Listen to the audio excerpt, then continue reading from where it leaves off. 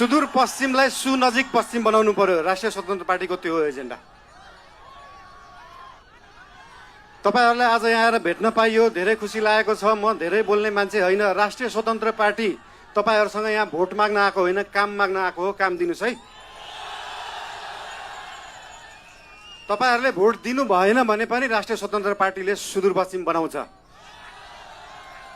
काम माग्न आएको हो। के छ तपाईहरुको काम? हाम्रो उम्मेदवारहरूलाई, हाम्रो पार्टीका मान्छेहरूलाई हाम्रो काम यो हो भनेर लिस्ट दिनु। भोट नदिए पनि हुन्छ, बरु कामको लिस्ट दिनु। काम गरेर देखाउँछ राष्ट्रिय स्वतन्त्र पार्टीले।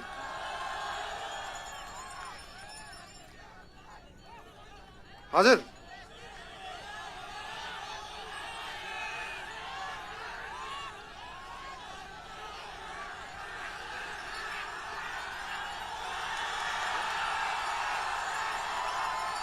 आँखा हेर्न पर्दैन, काम हेर्नु होला। म धेरै बोल्दिनँ। धेरै धेरै धन्यवाद। सुदूर अब दूर नाइ, झिक्कै झिक्कै माया तमलाई। I love you.